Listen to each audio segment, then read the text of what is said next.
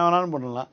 நடக்காத ஒரு விஷயத்தை, ஒரு பொய்யாக கட்டமைக்கப்பட்ட விஷயத்தை, அது குறிப்பாக சங்கிகள் செய்யக்கூடிய ஒரு வேலையை எடுத்து நீங்க பேசுறீங்கன்னா அது ஒரு மூளைக்குள்ள போய் எப்படி உட்கார்ந்துருக்குது?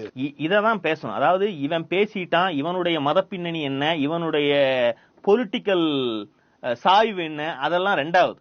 முதல்ல இவன் பெரியாரை இதன் மூலமாக இழிவுபடுத்திட்டான் அப்படின்னு பார்ப்பதை விட, ஒரு அடல்ட்டான ஒரு அரசியல் மயப்படுத்தப்பட்ட ஒரு பெண்ணை கேவலப்படுத்தான்.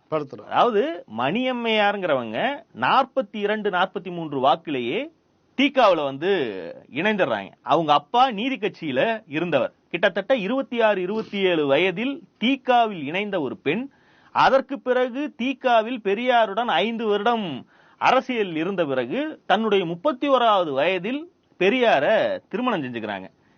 31 வயதான குறைந்தது 10 ஆண்டுகள் அரசியல் கட்சிகளோட பயணிக்கக்கூடிய அரசியல் குடும்பத்திலிருந்து வந்த ஒரு பெண்ண ஏதோ புராணத்துல வர மாதிரி ஒரு அரக்கனை அப்டேட் பண்ணிட்டு போன மாதிரி பேசுறது இருக்கு பாத்தீங்களா? அவர்களுக்கு எதுவுமே தெரியாது. இந்த திருமணத்தில் மனமொத்து 2 பேர் செய்து கொண்ட அந்த திருமணத்துல மணியம்மையாருக்கு எந்த ரோலுமே இல்லைன்னு ஒரு டாங்ஸ்டர் பேசுறாங்க பாத்தீங்களா? இது ஒரு பிரச்சனைக்குரியது. பெரியார் உடைக்கப்படாத, தொடவே விடக்கூடாத ஒரு புனிதப்படுத்தப்பட்ட ஒரு பிம்பமா வைப்பதில் யாருக்குமே உடன்பாடு இல்லை. அவருக்கே கிடையாது. நீங்க அவர் வாழும் காலத்திலேயே ரியலாக செருப்படி வாங்கி இருக்கிறார். செருப்பை தூக்கி அவர் மீது வீசி இருக்கிறார்கள், மலத்தை வீசி இருக்கிறார்கள். இத்தனையும் வாங்கிட்டு தான் அவர் அரசியல் பண்ணார். சோ அவரை இழிவுபடுத்துவது, ஒரு பொது வாழ்க்கைக்கு வந்த ஒரு நபரை அவர் அடுத்தவனை போட்டு அடிக்காத அடி இல்ல, அதை அடிக்கும் போதே அடுத்தவன் எதை தூக்கி நம் மீது வீசுவதற்கான சுதந்திரத்தையும் நம்ம அவனுக்கு கொடுத்துறோம் தான் அர்த்தம். சோ அவர் இறந்து இத்தனை ஆண்டுகள் ஆனதற்கு பிறகு அவரை ஒரு புனித பிம்பமா வைத்து யாரும் தொடக்கூடாதுன்னு கூண்டு கட்டி வைப்பது நோக்கம் அல்ல. நீ என்ன வேணாலும் பேசு, ஆனா அதுக்குள்ள நீ ஒரு புத்திசாலின்னு நினைச்சு நான் பண்ற டேங்க் உங்களுக்கு எல்லாம் புரியல அப்படின்னு உருட்டுற பத்தியா? நீ ஒன்னு பேசிக்கா ஒன்னு புரிஞ்சுக்கணும். என்னன்னா அவர் ஒரு வயதில் முதிர்ந்த நபரா ஒரு பச்சை குழந்தையை கொண்டு போய் அவர் கல்யாணம் பண்ணிக்கல. அவர் திருமணம் செய்து கொண்ட பெண் மனமுத்து அவரை திருமணம் செய்துட்டாங்க. நடக்கும் போது அந்த அம்மாவுக்கு வயது 31. அதற்கு முன்பு 10 ஆண்டுகளாக அவர்கள் அரசியல் இருக்கிறார். அப்படிப்பட்ட ஒரு பெண்ணை நீ அவங்கள வச்சுட்டு தான் நீ இந்த டேங்க் ஜோக்க நீ பண்றங்கிறது நீ புரிஞ்சுட்டு மறுபடியும் நீ அவங்கள டேங்க் பண்றனா கூட பண்ணு.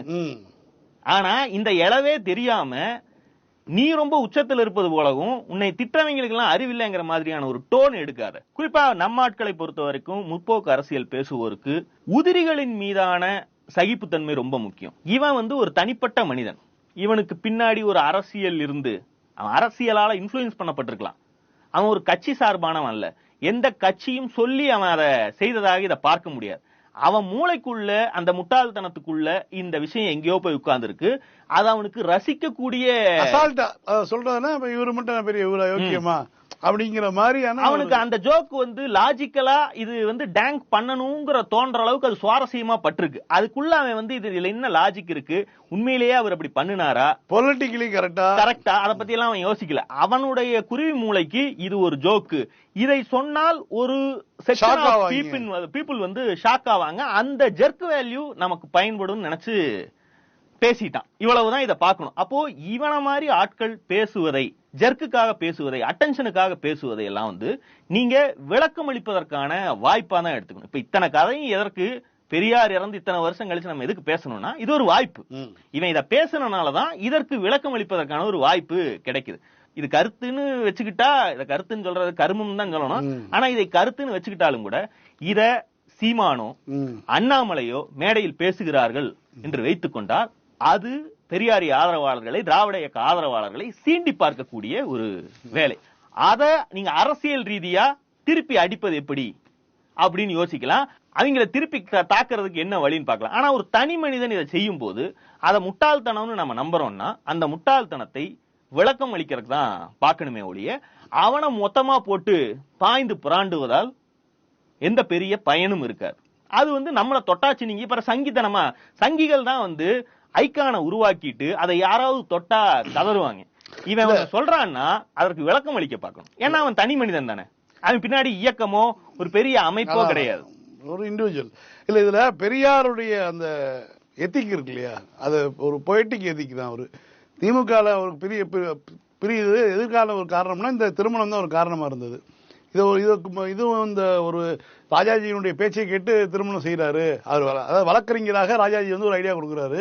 நீ வந்து சொத்துக்களை பூரா அரசு எடுத்துக்க போகுது, நீ சம்பாரிச்சு இயக்கத்துக்கு போட்டு வச்சதெல்லாம், அப்போ உனக்கு வாரிசு இல்லாத சொத்துக்கள் பூரா அரசுக்கு போகுங்கிற மாதிரி சட்டங்கள் வரப்போகுது, அதனால நீ திருமணம் பண்ணிக்கன்னு சொல்லி ஒரு ஏற்பாடை வந்து பண்ணிக்கன்னு சொல்லி ராஜாஜி சொல்றாரு.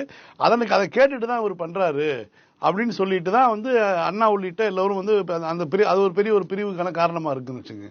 அதன் பிறகு வந்து திமுக ஆட்சியை பிடித்து பெரியாரை போய் சந்திக்கும் வரைக்கும் வந்து 18 ஆண்டு காலம் வந்து கடுமையான விமர்சனங்கள் இரு தரப்புக்கும் இருந்தது. ஆனால் தொடர்ந்து திமுக காரங்க போட்டு அடிக்கிறாங்க. இந்த மணியம்மை இதே பிரச்சனையை வந்து காரணமா வைக்கிறாங்க. இந்த மாதிரி வந்து திருமணம் தேவையா, எப்படியோ நீங்க சொத்துக்களை பாதுகாத்துக்கலாம் அப்படின்னு சொல்லிட்டு விமர்சனங்கள் வைக்கிறாங்க. ஒரு பாப்பான் பேச்சை கேட்டு தான் வந்து நாசமா போயிட்டாரு. பாப்பானை பத்தி நீங்க இவ்வளவு தூரம் பேசுறீங்க, அவங்களுடைய ஆதிக்கத்தை பேசுறீங்க, அவங்க வஞ்சகத்தை பத்தி பேசுறீங்க, ஆனா வந்து அவர் பேச்சை கேட்டு தான் வீணா போயிட்டாருன்னு சொல்லி திமுக அந்த அடி அடிக்குது. ஆனால் ராஜாஜி தான் வந்து கட்டிக்க சொன்னார்னு சொல்லி சொல்ல விஷயம் இருக்கு இல்லையா, அதை பெரியார் வந்து அந்த பேச்சே எடுக்கல. பெரியார் இறந்ததுக்கு பிறகு 30 ஆண்டுகள் கழித்து ஆசிரியருக்கு வீரமணி வந்து பெரியாருடைய கடிதங்கள் அவருக்கு வந்து கடிதங்களை வந்து வெளியிடுறாரு. 30 ஆண்டுகள் கழிச்சு ரகசியங்கள் வரும் இல்லையா, அதுல வந்து ராஜாஜி எழுதிய கடிதமும் வெளியிட்டாரு. ராஜாஜி என்ன எழுதியிருக்காருன்னா, திருமணம் பண்ண வேணாம்னு எழுதியிருக்காரு. இந்த விஷயத்த அவ்வளவு அடி தாம் வளர்த்த பிள்ளையிட்ட அடி வாங்குறாரு. ஆனாலும் கூட அந்த விஷயத்த வெளியிலே சொல்லல அந்த மனுஷன். அப்படி ஒரு நபர் தான் அவர். பெரியார் என்பவர் தனி மனித சுதந்திரம் வெர்சஸ் இயக்க எதிர்காலம் அப்படின்னு தான் இந்த விவகாரத்தை அணுகினார். பெரியார் பார்த்தது தனி மனித சுதந்திரம்ங்கிறது எல்லாவற்றையும் விட உயர்ந்தது. சொல்லுவாங்களே, personal liberty is paramount essential for dignity and human happiness. அது மாதிரி அவர் அதை பார்த்தார். இது தனி மனித சுதந்திரத்துக்கு பிறகுதான் இயக்க அரசியல், அதற்கான காரணங்கள் எல்லாம் அவர் போவார்.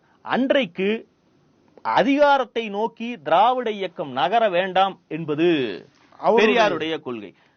அதற்குள்ளேயே அவருடைய தளபதிகளா இருக்கக்கூடிய அண்ணா உள்ளிட்டோருக்கு அதிகாரத்தை அடைவதற்கு சரியான தருணம் இதுதான், இதிலிருந்து லேட் பண்ண கூடாது. ஏன்னா இந்தியா சுதந்திரம் அடைஞ்சிருச்சு. அப்போ இங்கிருந்து எலெக்ஷனை நோக்கி போகணும், மக்களை வெல்லணும். இதற்கு முன்பு வரைக்கும் ஒரு சின்ன கூட்டத்துல மிக கடுமையான கருத்துக்களை எல்லாம் கூட திராவிட நாட்டை கோரி பெரியாரால் பேச முடியும்.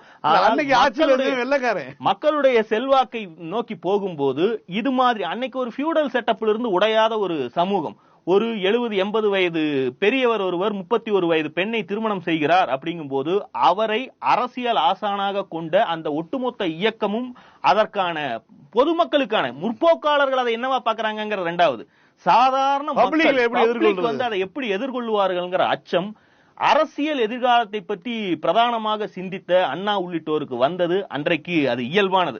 அதனாலதான் அந்த 18 ஆண்டு காலமும் இது செய்யறீங்கன்னா உங்களை எங்க கிட்ட இருந்து டிசோன் பண்ணிக்கிட்டாதான் இந்த பழியிலிருந்து நாங்கள் தப்பி வாக்கு கேட்க முடியுங்கிற ஒரு இடத்துக்கு அவர்கள் போகிறார்கள். இன்னைக்கு நாம திரும்பி இதை யோசித்தால் பெரியார் தன்னுடைய கொள்கைக்கு விரோதமாக எதையுமே செய்யவில்லை.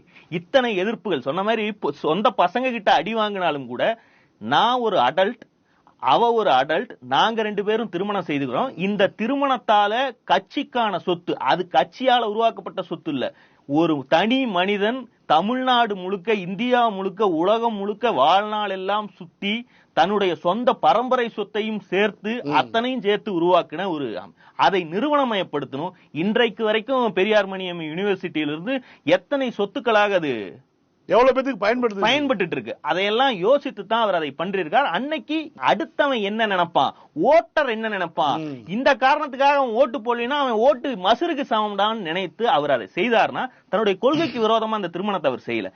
இன்னைக்கு திரும்பி யோசிச்சு பாத்தீங்கன்னா, அதுக்கப்புறம் திமுக வெளியே வந்தது, திமுக ஆட்சியை பிடிச்சது, இன்னைக்கு வரைக்கும் இருக்குங்கெல்லாம் ரெண்டாவது. ஆனால் அன்னைக்கு இவர்களுக்காக அவர் முடிவெடுக்கல. அடுத்தவன் என்ன சொல்லுவான்னு நினைச்சு பண்ணல. தனக்கு என்ன தோணுது, நாம் வாழுகிற, நாம் பேசிய, நாம் போதித்த எந்த விஷயத்தில் இருந்தாவது விலகி இதை நாம் செய்யறோமா? கிடையாது. அந்த பசங்க அதை விமர்சனமா வைக்கிறாங்களா? கிடையாது. அந்த பசங்களும் என்ன சொல்றாங்கன்னா, நீங்க இப்படி பண்ணுனீங்கன்னா எங்களுக்கு எப்படி ஓட்டு வரும், இது மக்கள் மத்தியில என்னவா பார்க்கப்படும் தான் கேட்கறாங்களே தெரியா. அவர்களுக்கும் இந்த திருமணத்தை இவனுங்கெல்லாம் சொல்ற மாதிரி மகளை கல்யாணம் பண்ணிட்டாரு அப்படியான விமர்சனம் எல்லாம் எந்த காலத்திலுமே இல்ல. இதுதான் அந்த வரலாறு. இன்னைக்கு இத்தனையும் சேர்த்து தான் அவர்களை பார்க்க வேண்டி இருக்கிறது. இன்றைக்கும் பெரியாரை நோண்ட சங்கிகளால் அதிகபட்சம் புள்ளைய கட்டினாரு அப்படிங்கிற இந்த ஓலாவை தான் எடுத்து வைக்க முடியுதே தவிர, இதுக்கு ஒண்ணுக்கு தானே மறுபக்கத்துல இருந்தும் டென்ஷன் ஆவாங்க, ப்ரோவோக் பண்றது, கோபம் வரும்ல.